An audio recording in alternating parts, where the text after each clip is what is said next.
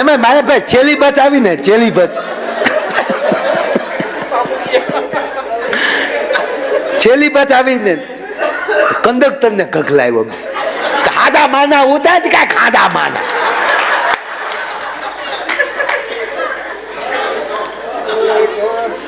મેં કીધું ભૂરા તારા ઘરના નો એમાં કંડક્ટર બિચારો શું કરે? હાલું એ વાત સાચી હો, પણ આ તો બાલુતનો ભલે થાથલીએ થઈ રહ્યો ન હોય, 45 વલે લદન ત્યાં તેલ દી લ્યા, 2 દી બિલા દ્યા, મારે પીલા તો થાય ને, વેદના કહેવાય. તો મેં કીધું એક કામ કરીને વાત કરી લે એટલે ઘણી શાંતિ થઈ જાય. જો આ તકલીફ, બે પાસે મોબાઈલ, મારા ભાઈ વિયોગ છે ને, વિયોગ એ બધું ભૂલવા લીધી, ભૂલી દો. એની પાસે મોબાઈલ, મારી પાસે મોબાઈલ, લીધા ત્યાં લીધા, લદનમાં જ લીધા. ચાંદલાના રૂપિયા આવ્યા ને એના મોબાઈલ લીધા. મેં કીધું જીક રિંગ જીક, જો આપ જો તમારી પાસે આવ્યા તો એટલો ફેલ પડ્યો, યાદ દેવલાવ્યું ને. આને જ છદા છનેહી કહેવાય માયાભાઈ, આને જ છદા છનેહી કહેવાય. લગાડ ફોન. પછી ઓલે પણ આનો ફોન આવે ને એટલે રિંગટોન અલગ મૂકેલો, ભુરેશનો ફોન આવે ને, અને દીકરી ત્યાં પેલા તો બેઠા રસોડા હતા ને, હવે તો ઊભા થઈ ગયા. ઊભા થઈ ગયા એનો અર્થ એ થયો કે ક્યારે હાવ વયા જાય નક્કી નહીં. આ તમે બેઠા છો ત્યાં સુધી નક્કી છે, હમણાં કોઈ ઊભું થઈ ગયું તો એમ થાય કે ક્યારે વયું જાય નક્કી નહીં. એમાં ઊભા રહોડા થઈ ગયા, અને એમાં શનિ રવિ તો બંધ થયા જ છે. મયરિયામાં મળલું માનતું નથી અને રવિવારે ઘરે કોઈ રાંધતું નથી. પણ આપ જેટલા કથામાં આવીએ છીએ, જેટલા સંતોની નજીક છો, એ પરિવારે તો ખાસ ધ્યાન રાખવું મારા બાપ. હા, જવાનું બહાર જમવા, પણ જેથી બહાર જમવા જવાનું હોય ને ત્યારે કમસે કમ 1 રોટલી અથવા 5 રોટલી મંદિરિયામાં ધરીને પછી જાજો. કારણ કે તમે જેને મંદિરિયામાં બેહાડ્યો ને એને હોટલનું નથી ફાવતું. તમારો વાસ્તુ નારાયણ નારાજ થઈ જાય ને તો પછી કોઈના બાપને તેવડ નથી કે તમારું હરખું થઈ શકે. એટલે બહુ હવે તો બાપુ એવું સોસાયટીઓ આવશે, એમાં રસોડું નહીં હોય, ડબલ બેડ, હોલ, નો કિચન, કિચન નહીં હોય. એ તમારે ફોન કરીને ઓર્ડર દઈ દેવાનો, નીચેથી તમારે જે ખાવું હોય તમને પાર્સલ આવી જાય. આવી સોસાયટીઓ આવશે ત્યારે માનજો કૃષ્ણએ ગીતામાં કીધું એ શરૂ થઈ જાય. સાહેબ અડધીક રાતનો મજર ભાંગેલો લંકાની ભૂમિ અશોક વાટિકામાં માં બેઠેલી. લોક રામાયણ બાપુ. જાનકી આમ નેજા માંડ્યા માએ, ધીરે ધીરે આંખોના પોપસા ખોલ્યા. કોણ? હું છું બેટા. આ લંકાની 80 વર્ષની ડોહી માં જાનકી પાસે આવી હતી ત્યારે જાનકી રાઘવ આવી ગયા છે. હા માં. રાવણ માનતો નથી. ના, ભયાનક યુદ્ધ થશે ને કે હા. આ યુદ્ધમાં કઈક ના ભાઈઓ મરશે, કઈક ના પતિ મરશે, કઈક ના દીકરા મરશે. અને રણ સંગ્રામ પૂરો થયા પછી કઈક નબાપિયા છોકરા રાડ્યું નાખતા હશે બાપ માટે, કઈક પત્ની એના પતિ માટે ઝૂરતી છે, કઈક બહેનો એના ભાઈઓ માટે ઝૂરતી છે. આ કિક્યારું પછી તું સાંભળી શકીશ કે માં હું નહીં સાંભળી શકું? તો તું ધારે તો આ બધું અટકી જાય. આ યુદ્ધ તો તારા માટે થાય છે ને? ખામાં મારા માટે થાય છે. રાવણ નથી માનતો પણ તું તો માની શકે ને. તું જો સામેથી રાવણના મહેલમાં વહી જા, રામ પાછા વયા જાય ને યુદ્ધ અટકી જાય, તું એક ધારે. તેથી માં જાનકી એટલું બોલી હતી, માં આ તું નથી બોલતી 80 વર્ષની ઉંમરે, આ લંકાની ભૂમિ બોલે છે. નહીતર 80 વર્ષની ઉંમર થઈ અને તું મને એમ કે તું રાવણના ઘરે આવી જા.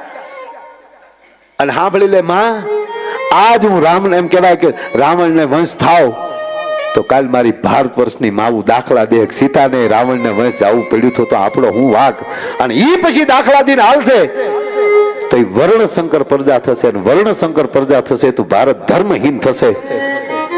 એ વર્ણશંકર થાય એની કરતા નબાપી થાય ને એનો મને કોઈ વાંધો નથી. એ નબાપીને કોઈક બાપ આવો સદગુરુ મળી શકશે. સાહેબ આ ધર્મની વાતો છે. દીકરી એક જ ખાલી 15 દી રહીને આવી હોય ભાઈ, 15 દી હાહરવેલમાં જઈ અને બાપુ આવી હોય અને મા દીકરી પહેલી વાર પછી મળે, અને પહેલી વાર મળે ત્યારે મા દીકરી એકલી બેઠી હોય, વાત હોય 1 જ મિનિટની, એ વાત ઉપરની ખબર પડી જાય કે આ માએ કેવા સંસ્કાર દઈને આ દીકરીને મોકલી છે. આવી ગઈ બેટા? હા માં. મારો બાપ ધ્યાન રાખજે હો. કેમ છે બધું? માં મારી ચિંતા ન કરતી હો, તારી જેવી જ હેતાળી મારી હાહુ છે. ભલે તમને થોડાક બાઈ આકરા લાગતા હશે પણ તારી જેવો પ્રેમ મને આપે છે. ભારુડા જેવા દેરિયા જેઠિયા છે.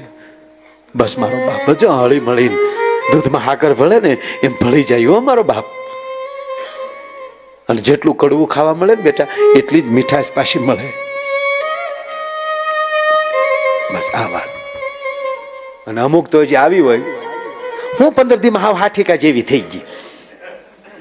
હા, કોઈના મોઢા હેઠે નો રહીને જાત આવે નોખી નો થાત મારા પેટની નહીં. લે હવે આમ હોય હાવ આમ આ તારી પ્રોડક્ટ છે, હું કામ કંપનીનું હાવ નામ ઠેકાણે નાખ લેવા દેવા વગરનું.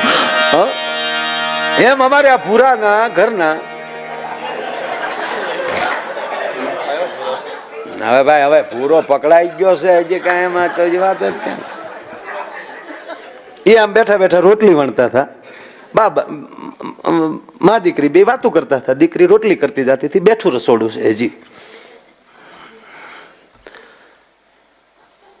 મારે મવા તો બાપુ ક્યારેક તો પડખે હું સુલોમાં કંઈક કરાવું પણ હવે શહેરમાં રહેતા પણ વાડીએ હજી મારે એ ના સુલા આ બધા. હા એ ઓલી ત્યાં ઓલો ગાડાના પૈ જેવો રોટલો ન થાય તારી મજા જ ન આવે. 15 દિવસે એ હવાણ તો કરવી જ પડે. હા, મહિને શાળી પછી મહેમાન નો જમ્યું હોય તો એમ થાય કે હારું ભૂખ ભેગા થઈ જવું, કેમ આવ્યું નહીં કોઈ. આપણી સંપત્તિ જ આપણી ભૂખ છે. તૃપ્તિ એ સંપત્તિ નથી, તૃપ્તિ છે પૂરું થઈ ગયું. થોડીક ગમે ભૂખ, મહેમાનની ભૂખ હોવી જોઈએ, પ્રેમની ભૂખ હોવી જોઈએ. ઓલી ભૂખ નહીં હો. હા, એ આ ભૂખ ન હોય તો ઓલી ભૂખ આવે. એટલે આ રોટલી વણતી જતી હતી એમાં ભૂરે છે ફોન કર્યો. ક્યાંથી? મારી વાડીએથી આની ઘીરી. પછી તમે કહેતા ને ત્યાં ટાવર કયો આવે છે શું આવે છે એ બધું કઈ મને ન ખબર હોય. આયા જા ભૂરાની રીંગ વાગી. તુજ મેં રબ દિખતા હે યારા મેં ક્યા કરું. ગ્લોબ ઉતારીને હોલ્ડરમાં આંગળી પર આવી ગયો. એટલે આ ધડ દિન મોબાઈલ લીધો, ઓડે રોટલી વણવાનું ચાલુ, બાજુમાં બા ભૂરેશનો અવાજ. હવે ભૂરેશ શું કહેતો મારે તમને ન કહેવાય પણ તમે બધા એટલે આમ પરિવાર જેવું જ થઈ ગયું છે કઈ વાંધો નહીં. હા, ભૂરેશ ચાલુ કે હાલો ભૂરું બોલો. ત્યાં તો રીંગ વાગી, એ તો રીંગ વાગી એટલે ખબર પડી જ ગઈ. બોલો નહીં આમ જો ભૂરે તેટલા દી ત્યાં 3 દી ત્યાં આજ નહોતું વૈયાવન દીધું તે દી તે ચહેલા 3 દી ભૂરી કહી દીધા પણ આમ જો 3 ભવ વૈયા જો એવું લાગે હો ભૂરી. આમ જો કાલનો વૈયાવો તો માના આમ છે, તારી વગર નું ગમતું હોય તો માં મરે બસ. હવે ઓલી દીકરીને જ કઈ બોલાય નહીં, બાજુમાં બા બેઠેલા એટલે રોટલી વણતા વણતા કીધું સેમ ટુ યુ. તારી જેવી જ મારી પરિસ્થિતિ છે. સેમ ટુ યુ દીકરી બોલી એટલે બાને ખબર પડી કે ભુરેશ કુમારનો ફોન છે. જો મર્યાદા ને કે વાત કરવા દેવા હાટું બા બીજા ઓરડામાં વયા ગયા ફટદી. જેવા બા બીજા ઓરડામાં ગયા તો અહીંયા વેણું રોટલી પાટલી મન ફાવે ત્યાં ગયા. સીધો મોબાઈલ હાથમાં. હાલો હું કહેતા હતા મારા બા બેઠા હતા, મારે થોડું કઈ બોલાય નથી ગમતું કરતા હતા. મને ગમતું તમારા બાપ ના આમ બસ.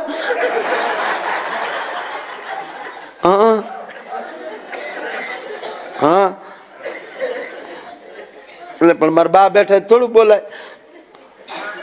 હા પણ નો ભાઈ આવું કેજો ને હું ભાઈ આવે. આમ જો ભાઈ આવે આ તો છે ને અમે હેડી બેન પણ એ બધું હાચે માઠેમ કરવા આવી હોય ને તો 2 દી પૂરું રહેવું પડે. હા એ બોલમાં ને તારો બાપ સાંભળે ત્યાં છે. મારો ભાઈ છે નરેજ. આને પાછું બધી ખબર કોણ પડખે બોલ્યા ત્યાં હું ક્યાં. હા એ માયાભાઈ ની કેસેટ વાગે બીજું કઈ નહીં. હા